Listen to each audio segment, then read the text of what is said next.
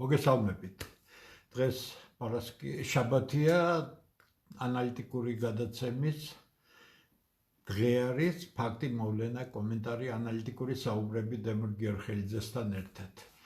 დღეს ძალიან კარგი დღე იყო, ახალი თაობის სტუდენტურ პარლამენტის წევრებს შევხვდი და მე მათთან 2 საათი ვისაუბრე, ძალიან დიდი ინტერესი გამოიჩინეს, ჩემთვისაც ეს იყო ფანტასტიკურად სასიხარულო და უზარმაზარი პასუხისგებლობის შეხვედრა. მე შემთხვევით არ ვსაუბრობ საქართველოში ფანტასტიკური ახალგაზრდობა მოდის. ეს ახალგაზრდები არ არიან რეკლამირებული, მაგრამ ეს ის ხალხი არ არის, ვინც რომ იტყვიან რუსთაველზე რაღაცას აპროტესტებს, თუმცა უსაშველოდ მოტყუებული ხალხი არის და ამდენად ძალიან სამწუხარო. მე შევხვდი ახალგაზრდებს, რომლებიც თავისი ქვეყნის ძალიან სერიოზული მოყვარულები არიან, ფიქრობენ მომავალზე, ეძებენ საუკეთესო გზებს და ჩვენი ვალია, რომ ისინი მაქსიმალურად ინფორმირებული იყვნენ ყველაფერი იმაზე. მე შევეცადე ამეხსნა თუ როგორ ფუნქციონირებს გლობალური პოლიტიკა, გეოპოლიტიკური ინტერესები, რაში მდგომარეობს ეს, რა არის პრობლემების და ასე შემდეგ და ასე შემდეგ. ეს კი აუცილებელია და აუცილებელია, იმიტომ რომ ჩვენ სწორად გავიგოთ ის, რაც ხდება საქართველოში. თუ ჩვენ არ შეგვეძლება იმ მოცემულობის წაკითხვა, მაშინ შეუძლებელია რაიმე წარმატებაზე ფიქრი. თქვენ ხედავთ, რომ საქართველოს ხელისუფლებამ გაასაიდუმლა, კომერციული საიდუმლო ყოფილა 900 ჰექტარამდე რომ გაყიდი მიწას და ვიღაც არაბი, რომელსაც უზარმაზარი ფული აქვს და მთლად ეყიდის ამ ქვეყანას, რაღაცის აშენებას აიღებს, მაგრამ ჩვენ რო გულები არ დაგვისკდეს ძალიან ბედნიერების განცდიდან დაგვიმალა ეს და დაელოდეთო ბედნიერებასო და მე ვიცი რასაც გავაკეთებ, ხო? აქ მეორე რამეა მნიშვნელოვანი. ამ პროექტს კლანს მიბმული ხალხი დამცველად გამოუჩნდა და ხალხის გარკვეული ნაწილის, რომლებიც აი ამ ორიენტაციაში არიან, რომ ოცნების და ბიძინა ივანიშვილის თაყვანისმცემლები ეძებენ, ყველაფერზე მზად არის ეს ხალხი. ქვეყანა თუ გაიყიდება, არც ეს არ ანაღლებთ, იმიტომ რომ უფროსმა უთხრა, რომ ჩვენ ამას გავაკეთებ და აღმოჩნდნენ ის ხალხი, რომლებიც დღე და ღამ დაცვის პოზიცია დაიკავეს. იგივე ცნობილი გვარები არ მინდა ვისაუბრო ამაზე, არ ღირს საუბარი. მე ერთ რამეც გავუსვამ მხოლოდ ხაზს. დღეს მომწერა ერთმა ქალბატონმა, რომელიც ამ საქმეებს ადევნებს და მითხრა, რომ სოსო მანჯავიძემ ერთ-ერთ გამოსვლაში თქვა, რომ აი გიორხელიძე რომ ამბობს, რომ ქართველები 1,430,000-ია დარჩენილიო, მეო დაურეკეო და ვკითხეო, საიდან გაქვს ეს მონაცემია, მან მითხრაო, მე ვივარაუდეო. მე გადაუმოწმებელზე რაიმე შეფასებას ვერ გავაკეთებ, სოსო მანჯავიძეს არაფერი არ დაურეკავს ჩემთან, როცა მირეკავდა მან არაერთხელ მიმიწვია თავის გადაცემაში, ასევე ლევან ვასაძესთან ერთადაც მისი თხოვნით იყო, მე ყოველთვის გაგებით ვეკიდებოდი ამას და ვფიქრობ, რომ პატივისცემის ღირსნი იყვნენ, მაგრამ დგება მომენტი, თუ ეს სწორია, არაფერს არ ვიტყვი, მაშინ ეს ძალიან ცუდი საქციელია კაცის თვალსაზრისით, ამიტომ მე ახლა არაფერს არ ვიტყვი, მაგრამ ხას უსვამ, ყოველთვის სადაც მე ვამბობდი, რომ არის 1,430,000 ქართველი. მე ეს ინფორმაცია პირველად როცა გავაჟღერებ, თქვი. მოვიდა ხალხი, ვისაც აქვს უშუალო წვდომა ამ ინფორმაციასთან, მოიყვანეს სასულიერო პირი, რომ ნდობა ყოფილიყო მაქსიმალური მათი ნათქვამისადმი, ხო შეიძლება მე ფიქრა, რომ ვიღაც პროვოკაციას აწყობს, ხო მე არ ვიცნობ ამ ხალხს, არ ვიცნობ. მე დარწმუნებული ვარ, რა ინფორმაციაც მომწეს, ყველაფერი გავახმიანე, ძალიან ფართოდ გახმიან და გასაგები ეს იყო მოულოდნელი ინფორმაცია და მე დაიწყეს ჩემს წინააღმდეგ. კიდე გეუბნები, ჩემს წინააღმდეგ ბრძოლას აზრი არ აქვს, მე თქვენ არ გებრძვით.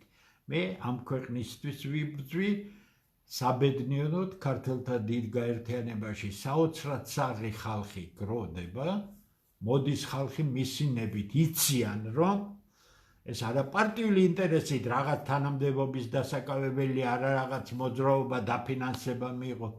ეს არის ხალხი, რომლებიც გვერდით უდგანან საკუთარ ქვეყანას და იმასაც ვნახავთ, როგორ წაიღებენ ამ ქვეყანას არაბები. იმასაც ვნახავთ. ამიტომ სოსოს მივმართავ, თუ ასეთი რამე აქვს, ღმერთის წინაშე ჩადეთ. იმიტომ რომ კაცის წინაშე როცა სწოდავ, შენ ისეთ რამეს არ ღვევ, რომ ვერ შევაფასებ, არ მინდა, არასდროს მიხსენებია მე სოსო მანჯავიძის გვარი და სახელი. თვითონ ახსენებს, მაგრამ მე ვიცი რომელ გუნდშია ის, რა დატვირთვა აქვს, რის ხარჯზე აქვს, ამიტომ მისი ნება, მე რატო უნდა მიუთითო ვინმეს რა აკეთოს. მე არა მაქვს, მე მარტო ერთ რამეს ვამბობ, რა ჭირდება ამ ქვეყანას, რა პრობლემებია, ვლაპარაკობ მოურიდებლად, ასევე გავაგრძელებ მოურიდებლად და საბედნიეროდ თქვენ ნახავთ, რომ მალე გადარჩენილი საღი ქართველები, რომლებიც ძალიან მაგრები არიან, ეხლა საკუთარ თავში ბოლომდე დარწმუნდებიან და ჩვენ არც არაბებს მივცემთ ამ მიწას და არც სხვა უკვე კარგა ხანია თვალდადგმულ ხალხს მივცემთ რაიმეს ამ ქვეყანაში. ანდა ეს ძალიან ცუდად დასრულდება მათთვის. ჩვენ უკან არაფერზე არ დავეხებთ, თუ ეს საჭირო იქნა. ამიტომ სიტუაცია მძაფრდება. მოდით ახლა დავიწყოთ საგარეო მდგომარეობის ანალიზიდან. უკრაინაში რაც ხდება, სრული კატასტროფა არის. მიუხედავად იმისა, რომ კიევის ეს ზედა ეშელონი ყველანაირად მალავს ამას და არ აღიარებს, დასავლურში ყველაფერს აკვირდებიან, განსაკუთრებით ამერიკელები და მათ პრესაში ყველაფერი იწერება, მათ ანალიტიკურ გადაცემაში ყველაფერი გაშიფრულია. ლარი ჯონსონმა ხას უსვამ, ეს ადამიანი ვიღაც არ არის. ეს ადამიანი 20 წლის განმავლობაში ამერიკის შეერთებული შტატების პრეზიდენტს უმზადებდა ყოველდღიურ ანალიტიკას თუ რა ხდება მსოფლიოში და რა თვალთახედვით შეეძლო ამერიკის ხელისუფლებას დაენახა ეს ყველაფერი. ასეთი კაცი ყოფილი ვერ იქნება, იმიტომ რომ როგორ რა ახლაც აკეთებს ანალიზებს, მან პირდაპირ დაწერა შეერთებული შტატები და ნატო განიცდის უკრაინაში სტრატეგიულ მარცხს. ეს დაწერეს ჩინელებმაც. ჩემი შეფასებები ნატოს შესახებ და ამ უვარგისი ევროკავშირის შესახებ თქვენ იცით, შემიძლია მოგიტანოთ სტატიები, სადაც ზუსტად იმ სიტყვებით არის საუბარი. მე უბრალოდ ჩემი პასუხისგებლობა, ჩემი ცოდნა, იმიტომ რომ მე გითხარით, როგორ ვიცი დასავლური კულტურა, ბავშვობიდან გავიზარდე ამ კულტურაში, საქართველოს საოცარ კულტურასთან, ჩემს გარემოსთან ერთად, უკეთესი ადამიანი გავხდი, უკეთესი ქართველი გავხდი და როცა დავაკვირდი ამას ყველაფერს, მე წლების უკან ვთქვი. ნატო განიცდის სტრატეგიულ მარცხს, ამას არაფერი არ უშველის. შეერთებული შტატების პრეზიდენტმა ამ ბოლო დროს გააკეთა გარკვეული მინიშნებები და ერთ-ერთი მთავარი მინიშნებაა, რომ ის უკრაინას და რუსეთს არ მოახვევს თავს, თუ როგორ უნდა დაამთავრონ ეს კონფლიქტი. თუმცა ორბანთან ერთად ისაუბრა იმაზე, რომ მას უნდა ისევ ბუდაპეშტში შეხვდეს რუსეთის პრეზიდენტს. რუსებმაც განაცხადეს, რომ სავარაუდოდ ეს ბუდაპეშტი იქნება და რუსები ოღონდ კი ამერიკელებს დაელაპარაკონ და მაგიდაზე მიუჯდნენ და ამაზე არის აგებული მათი პოლიტიკა და სწორია ეს პოლიტიკა, იმიტომ რომ რუსები და რუსული კულტურა, დასავლური კულტურა ეს ორივე ძალიან სერიოზული, უსაშველოდ სერიოზული კულტურებია, ქრისტიანული კულტურებია, მათ ერთმანეთთან უფრო დიდი ნათესაობა გააჩნიათ, იმიტომ რომ ურთიერთგაბლენა იყო მე-19-მე-20 საუკუნის რევოლუციამდელ პერიოდამდე ფანტასტიკურად დიდი, ვინც ღრმად იცის დასავლური კულტურა, იცით როგორი იყო რუსები, რუსი ემიგრანტების გავლენა. ბოდიში გიხდით შეფერხებისთვის, გავაკეთე უკვე ოსტატი გავხდი ამ სფეროში, გავაგრძელებ ჩემს საუბარს. როდესაც ასეთი ფონია, რაც მე გუშინ წინ ვისაუბრე იმაზე არ შევაჩერებ ყურადღებას და დააკვირდით, როდის იწყება საქართველოში განსაკუთრებით ექსტრემისტული განცხადებები, გავიაზროთ, როცა ოცნებას რაღაცის მიღწევა სურს. და ჩვენი ხალხი მიხარია დღეს რომ კითხულობდნენ, ამათმა ფული მიიღეს და ახლა იწყებენ, ამათ ფული მიიღო და იწყებენ გამოსვლებს და პროტესტებს, გადატრიალებას, ეგერ მიშამლეწა იქ რომ, ესე იგი, რახეთ რანაირი ბოროტესი ნათქვამია. ესენი უნდა მოვიცილოთო ჩვენო და ამათთან რა ერთად უნდა ვიცხოვროთო. აი იმ 33 წლის, როცა უბედურება მოხდა და საკუთარი სახელმწიფო დააქციეს ქართველებმა, გასაგებია გარეთ დაკვეთით, ესროლეს საკუთარ სახელმწიფოს, მის შემდეგ ვერ გავსწორდით. შემდეგ 2003 წლიდან, როცა ის სუფთა ბლეფი, ვარდების რევოლუცია მოხდა, ძალიან კარგად ორგანიზებული, ხელისუფლების დიდი მცდელობით, პოლიტიკური ლიდერების გამანადგურებელი შეცდომის შედეგად, ჩვენ ახლა მივიღეთ თაობა, განწყობა, საშუალო და უფროსი თაობა, ნახეთ იქ ისეთ, რომლებსაც უბრალოდ გონება აქვს და ხაზს უსვამთ. რა დროს მორიდებაზე ელაპარაკე, ყველას დაველაპარაკებ, სადაც გინდათ იქ მოვალ, ვისაუბროთ. ევროატლანტიკურ ინტეგრაციაზე ლაპარაკო. ტექნიკურად შეუძლებელია გეოპოლიტიკური შეზღუდვების გამო ამის გაკეთება შეუძლებელია, იმიტომ რომ ამ ქვეყანაში ევროპას და ნატოს არავინ არ შემოუშვებს. ევროპა პოლიტიკურად მკვდარია, არარაობა, უვარგისი წარმონაქმნია. ნახეთ ევროპაში რა პროპაგანდა დაიწყო? ჩვენ უნდა გადავკეთდეთ ისე, როგორც შეერთებული შტატები. ანუ სახელმწიფო. ანუ ევროკავშირი კი არ უნდა იყოს. ანუ საბჭოთა კავშირი, ამერიკული მოდელი, იქ შტატები, აქ რესპუბლიკები იყო, ზუსტად შეესატყვისება საბჭოთა კავშირის მოდელს, სხვადასხვა. მაგრამ როდესაც ერთიანი ევროკავშირის კონსტიტუციის მიღებაზე იყო ლაპარაკი, სამმა ამერიკული გავლენის მქონე სახელმწიფომ არ დაუშვა მისი მიღება. შიშკადესანი იყო ხელმძღვანელი ამ კონსტიტუციის მომზადებისა, საფრანგეთის ყოფილი პრემიერი.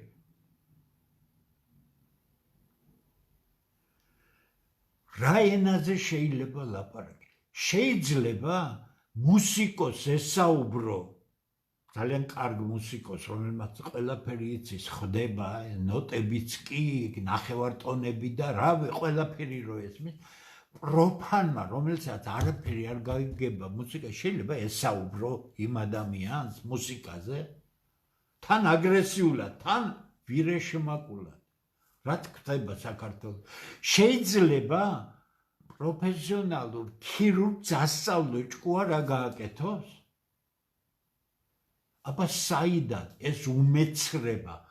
საიდან გახდა ეს არაფრით მცოდნე ხალხი პოლიტიკოსი ჭყალებში? საიდან? ევროკავშირი ვერ შემოვა საქართველოში, ევროკავშირი თვითონ არარაობაა. არ გინდათ ამის გაგება? ადაკი თქვენ კაი დედმამიშვილებო და ევროპული პრესა იკითხეთ, რა ხდება ევროპაში? თქვენ გონიათ რაიმე დამალული აქვთ ევროპელებს? მე იმედი მაქვს, რომ ევროპა აღიდგენს საკუთარ თავს. ის ქვეყნები, რომლებიც, იმიტომ რომ ძალიან დიდი ფუძე აქვს. თუმცა უსაშველოდ გაანადგურეს წარსული ამ ნეოლიბერალური სიბილწის გამო, ჩვენ ვიცით რა არის ნეოლიბერალური სიდამპლე, იმიტომ რომ აქ გვაქვს ეს. და ვნახეთ რა უნდათ. ეხლა ამ სიცულელეს სახელმწიფო გადავაყოლოთ, კიდე გეუბნებით, პოლიტიკა არის უსაშველოდ რთული საქმე. უსაშველოდ რთული ადამიანური მოღვაწეობა, რომელიც სხვანაირ აზროვნებას მოითხოვს. ჩვენ ვართ სერიოზული კრიზისის გარეშე. ადამიანები თვალწინ უყურებენ მოვლენას, რომ გარბის ქართველი 1,430,000 ქართველია საქართველოში. სოსო მანჯავიძემაც უნდა გაიგოს ეს და კიდევ სხვა ვინმე, ვინც ემსახურება იმ საქმეს, რომელსაც ღირსეული კაცი არ უნდა ემსახურებოდეს.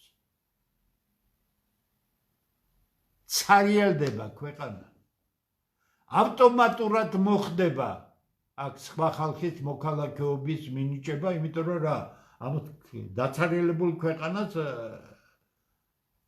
ვინ დატოვებს ასე? რომელ არაბულ ინვესტიციაზე ლაპარაკობთ? თქვენ რას იცავთ, ვერ გავიგე.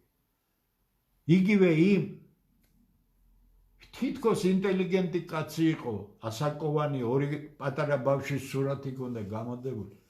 ეგეთი გონება დამთხეული საიდან ახარ, კაცო? იმის გამო, რომ ქოცი ხარ, უბედური, არარაობა ქოცი ხარ, შენი ქვეყანა არ განახლებს. აი, ამიხსენით, მოიცა რა მითხრა, პატივცემულო, ამიხსენით ერთი და მეც იქნებ, ნუ კი მაშინებ.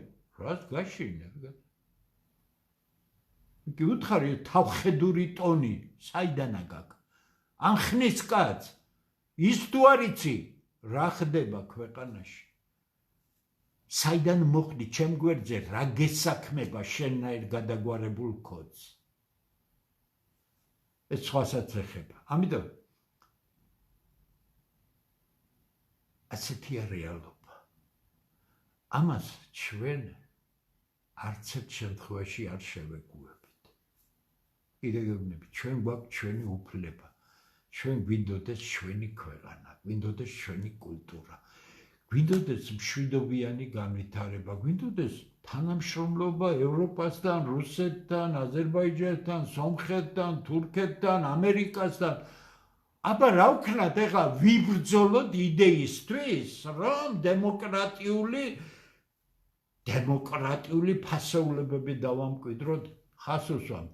ყველა გაუნათლებელ დასავლურ ორიენტაციის ადამიანს მიუმართავ. დემოკრატიას ფასეულობა არ გააჩნია. ამდენიც კი არის. დემოკრატია არის მხოლოდ პროცედურები, როგორ გადაცე ადამიანთა ერთი ჯგუფიდან ხელისუფლებაში როა სხვა ჯგუფს. არანაირი ფასეულობა არის კულტურის კატეგორია, უზოგადესი ცნება. და ამდენი წელია ბედნიერება მქონდა გავზრდილიყავი დასავლური მიგრანტების გარემოში. რა გაცხიათ თქვენ დასავლური ორიენტაციის? LGBT და ჩათლახობა მიგაჩნიათ დასავლეთად? ეს არ არის დასავლური ორიენტაცია. ეს არის გადაგვარებული ნეოტროცკიზმი. ნეოტროცკიზმი შემთხვევით არ არის ასე ძლავრად წარმოდგენილი საქართველოში. 30-იან წლებში, როცა ორი მხარე ერთმანეთს ებრძოდა, საქართველო იყო ტროცკისტების ბუნაგი. ხას უსვამ ისტორიკოსები პასუხისგებლობის რო იყვნენ, ყველაფერს გაშიფრავდნენ და დადებდნენ. ის დიდი მსხვერპლი, ის იყო ბრძოლის შედეგი. კარგი რომელი იყო, ცუდი რომელი იყო, არ ვეხები. პოლიტიკაში ეს არ არსებობა, ორი მხარე იბრძოდა. გარდა ამ ბრძოლისა, გარემო იყო ისეთი შექმნილი, რომ ვიღაცას მეზობლის ცოლი მოწონდა, ან ვიღაცას მეზობლის ბინა მოწონდა და რას აკეთებდა? 4 მილიონი ანონიმკაა დაწერილი ქართველების მიერ ქართველების წინააღმდეგ. იმას გაუშვებდა ლაგერებში და თვითონ იმ ბინას ან ცოლს დაიმორჩილებდა, ან რაღაცა და აი ეს გარემო იყო იმ შეურიგებელი უსაშველო დაპირისპირების შედეგი. დღეს ის რასაც სააკაშვილი ანონსებს, თუ ხელისუფლება, ეს არალეგიტიმური, ეს ძალიან ცუდი ხელისუფლება, ოდნავ მაინც უამრავ შეცდომებს, კიდევ ერთ შეცდომას მიუმატებს, მაშინ აქ სისხლი დაიღვრება. ეს ხალხი ემზადება, არ ნახეთ განცხადებები ცნობილი სახეებისა ბჭყალებში, რომ ჩვენ უკვე შევეგუეთ იქ, ვიცით დღეს ვინ უნდა წავიდეს ციხეში და ასე შემდეგ. ნახეთ რაზეა საუბარი. ის კი არა, რომ საკუთარი ქვეყანაც რა უნდა საქართველოს ასე რომ დაიმორჩილებენ და ამ თითქოს სხვა საქართველოს გაანადგურებენ, ანუ წესიერ ქართველებს, ეს მეხუთე კოლონა ევროპაში გაერთიანდება, ვერ გაერთიანდებით, იმდენიც კი არ იცით. სადაც გნებავთ იმ შეხვედრაზე მოვალ, ვიწრო წრეში, რაც სისულელეს ბოდავთ, რისი ევროკავშირის შემოვა საქართველოში კიდე კი. ამიტომ აი თხოვნა მაქვს, გაითვალისწინეთ ის თუ რა უნდა ქართველთა დიდ გაერთიანებას. შევიკრათ ამ ქვეყნის ირგვლივ. ჩვენ პიროვნულად ინიციატორებს არაფერი არ გვსურს, გამორიცხული. მაგრამ ჩვენ აქტიურები ვიქნებით და ძალიან მაგარი აქტიურები ვიქნებით, წინა ხაზზე ვიქნებით, ჩვენ ეს ქვეყანა გვინდა. ყველასთან ერთად გვინდა, ვისაც ეს ქვეყანა უნდა და გავაკეთებთ ამას აუცილებლად. წინააღმდეგ შემთხვევაში ეს ყველაფერი დაიკარგება. რა თემა არის კიდევ ისეთი, რომელიც განსაკუთრებით მნიშვნელოვანია საქართველოსთვის. ეს არის საკითხი, რომელიც ეხება იმ მდგომარეობას, რა მდგომარეობაში დღეს ხელისუფლება არის. ხელისუფლებამ შესანიშნავად მართალია ევროკავშირი რაც განაცხადებს ამას საქართველოსთვის, არანაირი მნიშვნელობა ხაზს უსვამს, ნუ აქცევთ ყურადღებას ევროკავშირის აზრი ქართულ სახელმწიფოს არ უნდა აინტერესებდეს, მას რო წესიერი ხელისუფლება ყავდეს, იმიტომ რომ ჩვენ წესიერი ხელისუფლების მეშვეობით შესანიშნავ ურთიერთობას დავამყარებდით ევროკავშირთან.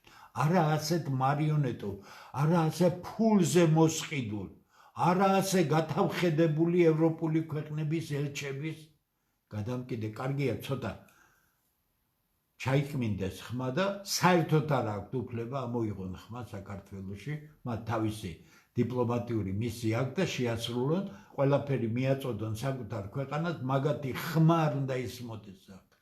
არა აქვთ უფლება ამის გაკეთების და მით უმეტეს შიგა პროცესებში ჩარევის.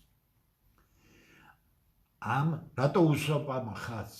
ძალიან იზოლირებული ხელისუფლება, ამიტომ დაუკვირდით თქვენ თვითონ, ამ ხელისუფლებამ რაღაცით ხო უნდა შეინარჩუნოს თავი. აქ თუ სერიოზული დამოუკიდებელი ამ ხელისუფლების და ამ ხალხის ფულის დამოუკიდებელი, ფულზე დამოუკიდებელი ძალა გაჩნდა, ამათი საქმე ხო დამთავრებულია. ამიტომ ყოველთვის უნდა იყოს ეს საფრთხე. ყოველთვის უნდა იყოს ეს დემონსტრაციები, თქვენ როგორ ნეთ ეს დემონსტრაციები ხელისუფლების მიერ არ არის დაშვებული? დაშვებულია. უნდა გადაიფაროს. ეს სიტუაცია უნდა გადაიფაროს. ეს შიგა დაძაბულობა მუდმივი პროცესი იქნება, არ გაჩერდება ეს. სულ ასე იქნება. სულ მოიძებნება ხალხი, იმიტომ რომ ჩვენ უკვე მივხვდით, რომ უნდა მივხვდეთ. ფულის გამო ხალხი აკეთებს იმას, რასაც ქართულ ლექსიკაში, ქართულ ზნეობაზე და მორალზე წარმოდგენაში ქვია უზნეობა. და ეს უზნეობა მით უმდობ მაღალია, რაც უფრო დიდია ის ფული, რომელსაც ისინი იღებენ. ესეც შესაძლებელია, ესეც დასაწყობია ჩვენს გონებებში და აქტიური ხალხისთვის კი სახელმძღვანელოა. მე დღეს ახალგაზრდებს ვუთხარი და გავიმეორებ ყველა გონიერი ქართველის გასაგონად. მერწმუნეთ, ყველაზე ბნელი კუნჯულები მაქვს ნანახი ქართული პოლიტიკისა. თუ თქვენ არ მონაწილეობთ უშუალოდ ამ პოლიტიკურ პროცესში, არ ხართ ის პირი, რომელსაც იმ მაგიდაზე აჯენენ, სადაც კონკრეტული პოლიტიკური პარტია იღებს გადაწყვეტილებას, არ შეიძლება ვინმე სენდოთ. თუ თქვენ შედეგს არ დაინახავთ. მე შემიძლია გითხრათ, 88 წლიდან მოყოლებული ყველა მიტინგი, მერე დიდი გამოსვლები და ასე შემდეგ იყო ორგანიზებული, ხალხი საჭირო იყო იმ ინტერესების გასატარებლად, რასაც პოლიტიკური ორგანიზაციები ისახავდნენ, ხალხის მოყვანა იოლია, ხალხის გაშვება იოლია. რა რჩება? პოლიტიკოსი, ვინც კარგად გამოიყენებს ამ სიტუაციას, აღწევს თავის მიზნს და ხალხი არ ჭირდება ახალ საჭიროებამდე, ხალხი კი ბრმად მოტყუებული, გახსოვთ დელისი, უსაზიზღრესი შედეგი. დელისი, სადაც 300,000 კაცი მივიდა სპონტანურად. და სცენაზე მდგომი 15-ოდე უვარგისი პოლიტიკოსი ჭყალებში, რომლებიც მიშას ფულზე ელაპარაკებოდნენ და რა გამოვიდა, წადით სახლშიო, უთხრესო და 300,000 კაცი შებრუნდა და წავიდა. რა უნდა გაეკეთებიაო? 15 კაცზე იყავით 300,000 კაცი დამოკიდებული? არ იცოდით ვინ იყო ის ხალხი? პროტესტით უგამოდით, შეაქციე ზურგი ამ 15 უვარგის კაცს და ადექი და შენ 300,000-ში 15 კაც ღირსეულ კაც ვერ ნახავთ? ამიტომ ყველა იმ ადამიანს, რომელიც ამბობს, აბა ვინ ავირჩიო, ამის მეტი არავინ არაა და რა არ არის. ქართველები მკვდარია, გაიხედე, მაგრამ იმდენად ხარ მოწამლული ამ ციდამპლით, რომ არავინ არა სხვა, არავინ არა, შენ გვერდით ადამიანი არავინ არა, ეგერ არის ზებით უფროსი. რაც ლაპარაკობ თქვენ, ამ ოცნებაზე და ამ ხელისუფლებაზე უკეთესი თუ არ არის, ქართველები ღირსი არ არიან, რომ საკუთარი ქვეყანა გქონდეთ. რაც აძლევთ საკუთარ თავს ნებას, აბა ვინ ავირჩიო? ამნაირის არჩევა არ შეიძლება. ცუცა და ვარე შორის გონება სუსტი ირჩევს. ხო ხედავთ, სანამდეა მისული ქვეყანა. ამიტომ ამ ხელისუფლების პრობლემები რომ გადაიჭრათ, მას სჭირდება შიგა მექანიზმი. შიგა მექანიზმი არის გონივრულად მოფიქრებული, არის ფიქრობთ თქვენ რომ ეს არის შესანიშნავად აწყობილი, არის სრულად კონტროლირებადი და არის ქვეყნისთვის უსაშველოდ საშიში. ამაზე ღიად უნდა ვილაპარაკოთ. მშვიდად, წყნარად, მიზანდასახულად, მონდომებულად, იმიტომ რომ საქართველოში არ დარჩა ელიტა. სოციოლოგიური გავლენით ვამბობ, ელიტა რა არის? ინტელექტუალური ელიტა, ეს არის დამოუკიდებელი ინტერესთა ჯგუფი, განათლებული მცოდნე ხალხი, რომლებმაც თავის თავს თვითონ დაუნიშნეს დავალება, რომ ემსახურონ ერის წისვლას, მათ სწორი აზროვნების ჩამოყალიბებას და ეს ხალხი დისტანცირებული ხელისუფლებისგან, ინტელექტუალური ადამიანი, რომელსაც აქვს თავის თავზე აღებული ასეთი ფუნქცია, რომლის გარეშეც ხალხი ყოველთვის მოტყუებული იქნება, მხოლოდ ინტელექტუალური ელიტის საფუძველზე აღწევს ხალხი, იმიტომ რომ ის ენდობა უკვე ხალხს, ხედავს ამათ, მათი ცხოვრება იცის, ეს თუ არ არის და ისეთი გამყიდველი ელიტა ყავს, როგორც საქართველოში ინტელექტუალური ელიტა, ნახეთ 94 წლის ერთ-ერთი უსაზიზღრესი ქალბატონი ლანა ღოღობერიძე, რომელსაც ერთხელ მიიღო ქვეყნის დაქცევაში. ეხლა კიდე წერილებს აშანშალებს, დაფინანსებაზე იჯდა, დაავალეს, გააკეთეს.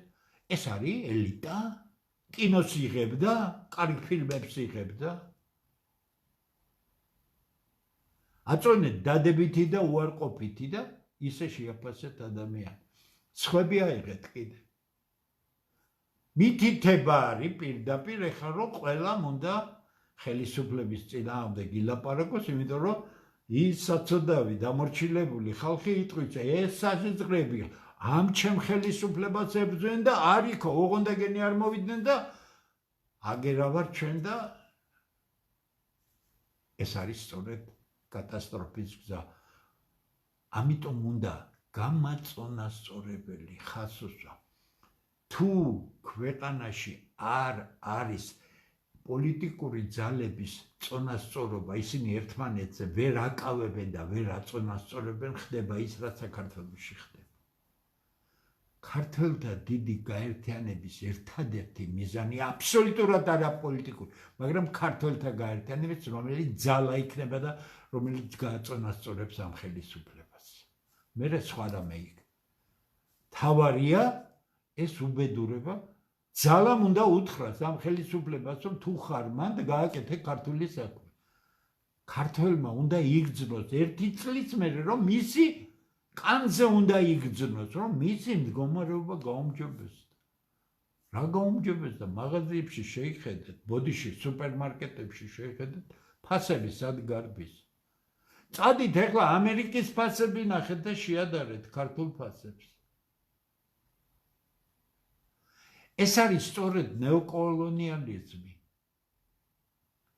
ეს არის სწორედ იმ დამპალი ელიტის პოლიტიკური იქნება თუ ინტელექტუალური მისწრაფება, რომ აქ ფასები მსოფლიო დონეზე მეტი, ყოველ შემთხვევაში ნაკლები არ იყოს და იმ განვითარებული ქვეყნების დონემზე არის ცხოვრება, არის ის პირობები შექმნილი, მაგრამ ასევე დამორჩილებული ხალხი, საკუთარ თავს მინდობილი ხალხი, იმიტომ რომ მათ უღალატეს პოლიტიკოსებმა, უღალატეს ინტელექტუალურმა ელიტამ. ჩვენ ვცდილობთ ეს ყველაფერი აღვადგინოთ და აღვადგენთ აუცილებლად, ჩვენ აუცილებლად შევძლებთ მობილიზაციას, რომ ჩვენი ქვეყნის გვერდით ვიყოთ. მე არ მინდა, არ ვამუქებ, ღმერთო დამიფარე, რომ როგორ შეიძლება რაიმე გაამუქო, როგორ შეიძლება რომ ხელოვნურად შექმნა რაღაც საფრთხე, რომელიც არ არსებობს. კარგად მიდის საქმე და შენ ადგე და ილაპარაკო, რომ საქმე საშიშია, ხო? ამას წესიერი ადამიანი არ იკადრებს.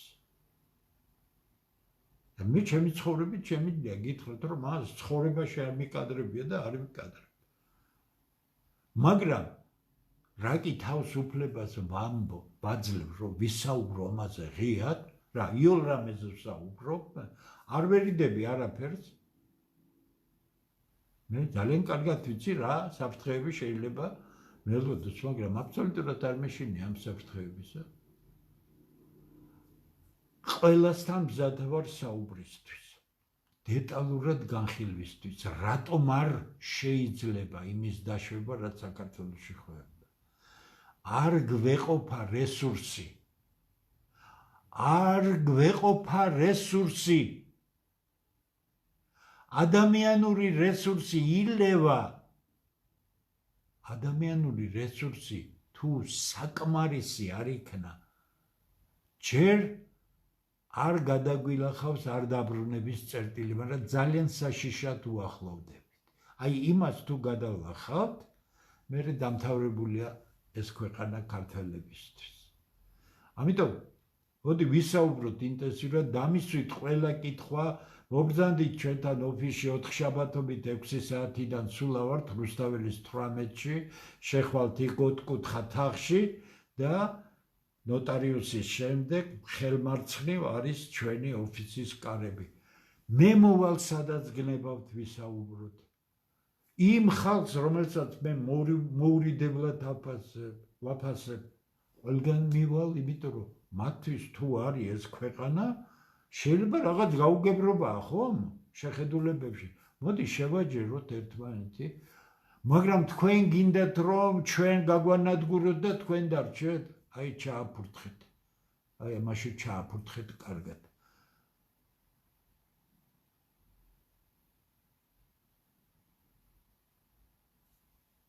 მე არ მინდა ჩემს თანამემამულეებს ჯერ კიდევ რაიმე უკადრისი ვაკადრო, მაგრამ თქვენ გინდათ ჩვენი განადგურება? მაგასაც უნახავთ, თუ მოინდომებს ამაც, რით დამთავრდება ეს ყველაფერი. აი, ეს არის ის ყველაზე მნიშვნელოვანი, ჩვენ უნდა ვიტრიალოთ ამ უბედურების წინაშე, რასაც ქვია. ჩვენ თქვი და გავიმეორებ. ჩვენ მალე, სულ დღე-დღეზე რუსთაველის ზეგთან თოკებზე გავავლებთ, ჩამოვკიდებთ. ყველა იმ გაყიდულ მიწის ოფიციალურ საჯარო რეესტრიდან ამოღებულ საბუთებს და ყველა მოქალაქე შეუძლია ნახოს და ნახეთ რამდენი თოკი იქნება, რამდენია. უამრავი მიწაა გაყიდული.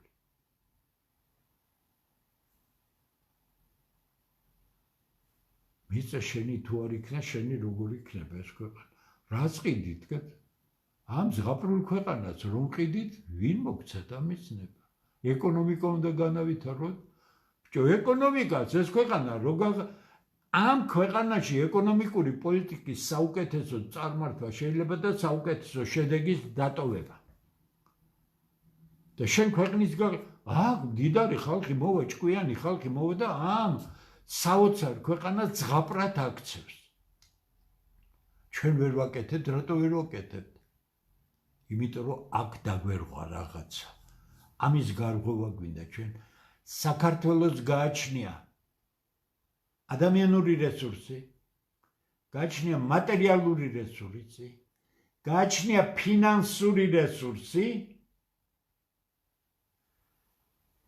სწორი პოლიტიკისა და სწორი საშინაო და საგარეო პოლიტიკის შემთხვევაში ეს ქვეყანა გარკვეული წლების მერე ძალიან ძლიერ ღონიერ ქვეყნად აქციოს.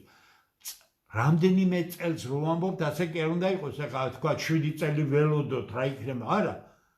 წესიერი პოლიტიკის შემთხვევაში ყველასთან დავჯდები, როგორ უნდა გატარდეს ეს პოლიტიკა.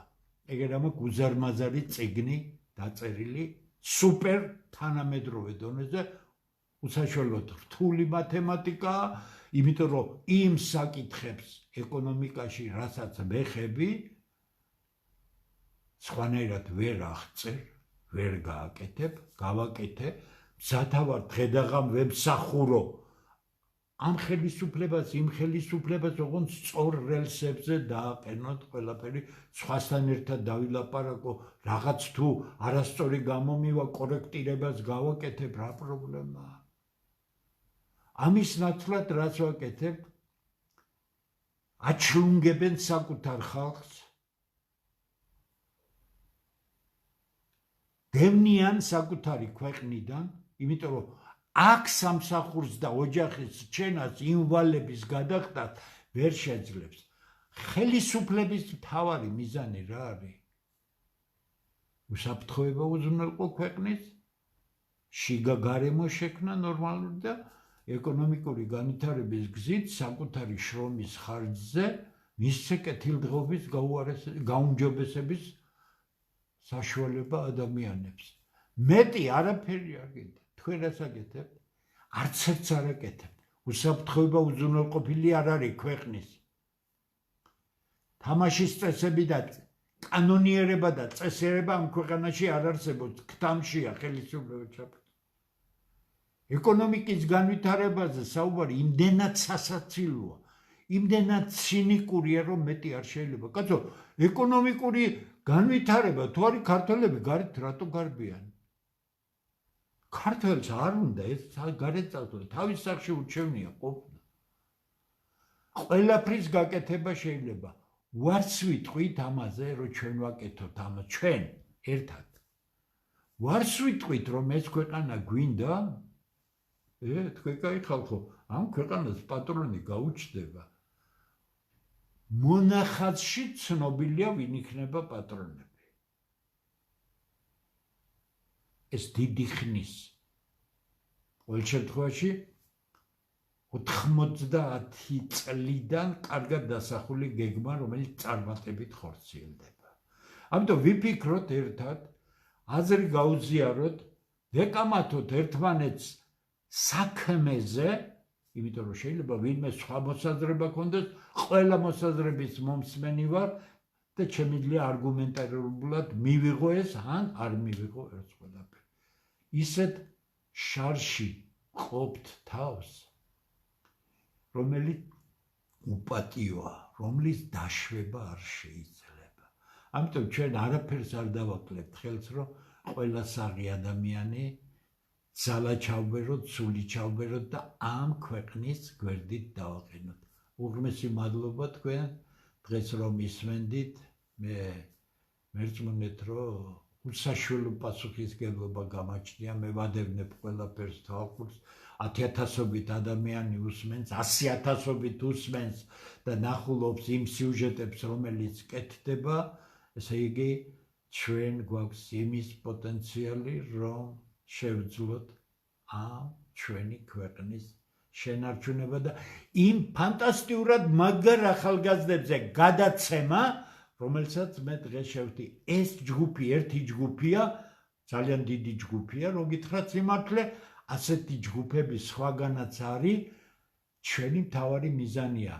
ყველაფერი გავაკეთოთ, რომ ამ, ნახეთ, სურათები ნახეთ, მიდევ ჩვენ გენეტიკურად შეხედეთ, რანაირი ხალხია. მე მათ უთხარი, სასწაული გონება გახსნილობაა ქართველ ახალგაზრდაში და ჩვენ რაც ვაკეთებთ ამას, იმ ბოლონიის სისტემას და იმ ჩათალახობას ვუნერგავთ და ვანადგურებთ ამ ფანტასტიურ ნიშს. იმალე გვეპატიება ეს. კიდევ გამიმეორებ ეს. მამული ენა სარწმუნოება, ბლეფი. ასე ყვირილი. წაიკითხეთ. მეორედ ვამბობ ამას ილია ჭავჭავაძე, ჩვენო წინაპრებისგანო ქართველებსო სამი რომ დაგჭავ. ნახეთ, ჩვენ ხალხსო და რა კაცები ვიქნებითო? ეხლა ილიას სიტყვები თქვენს ნარატივებს კი არა, ამ ზედაპირულ სიცოცხლე ადამიანი ქართველი თუ არ არის მამული ენა სარწმუნოება არაბებს, ებრაელებს იქნება თუ სხვა რამეს არაფერში არ აინტერესებთ, იმას სხვა იქნება. ცუდს არაფერს არ ამბობ, კაცო, მათ თავისი შეხედულებათა სისტემა აქვს. რა კაცები ვიქნებით ჩვენო, ილია გეუბნება და ეხლა მე გეკითხებით თქვენ. საერთოდ რა ვიქნებით ჩვენ და რა კაცები კი არა, რა დონის გონება დამთხევლები ვიქნებით ყველა თუ ამ ქვეყანას შევაზელთ ვიღაცის ფინანსურ ინტერესებს და გარე დავალების მსხვერპლი გავხდებით. ამდენი ჭკუა და გონება თუ არა გვაქვს ჩვენ, არც ავართ ღირსი. მაგრამ მე მგონი ჩვენ ღირსი ვართ და ჩვენ შევძლებთ ძალიან მაგარი ქვეყნის აშენებას ყველა იმ ადამიანთან ერთად, რომელსაც შეიძლება საღი ქართველი ეწოდეს. უღრმესი მადლობა, რომ უსმენთ, დიდი მადლობა, ეს ჩემთვის დიდი სტიმულია და მე შემიძლია გითხრათ ერთი რამ. ჩემ შესახებ უფრო გაიგებთ, რომ აღარ ვარსებობ, ვიდრე მე ამ საქმეს ვუღალატებ. ან რაღაც საკუთარი მერკანტილური ინტერესების გამო ერთნაბის გადავდგა. გამორიცხულია. მაგრამ ჩვენ უნდა გავაკეთოთ ის, რაცაც ილია ძალიან კარგად ამბობს. ბიჭო, რა კაცი ხარ? ამას თუ მიაფლანგავ, ვინ ახარ საერთოდ? დიდი მადლობა. ეს ასე უნდა ვთქვა. ამის მშვიდად ტონებში ლაპარაკი რაღაცას ეს არ გამოვა. ეს ასე უნდა შემძვრელად ითქვას. ამან ყველა ადამიანი უნდა შეძრას, დააფიქროს და დაფიქრებული საღი ქართველი იქნება მობილიზებული და ის ერთმანეთთან გზას მოძებნის.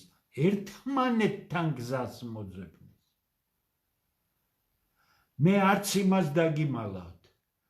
ჩვენ შეფიცულთა ინსტიტუტი აღვადგინეთ. ამას არ ეღალატება. ყველა შეუძლია შემოვივართდეს. ღმერთი იყოს ჩვენი შემწე ამ წმინდა საქმეში. გემშვიდობა. 4 შაბათამდე თუ არაფერი განსაკუთრებული მოხდა, 4 შაბათს 7 საათზე ჩავერთები უკვე ქართველთა დიდი გაერთიანების ოფისიდან 1 საათი და 8 საათზე გავაგრძელებ ლექციების კურსს ალგებრა და მათემატიკური მოდელები ეკონომიკაში. დიდი მადლობა, კარგად წამდებოდეთ.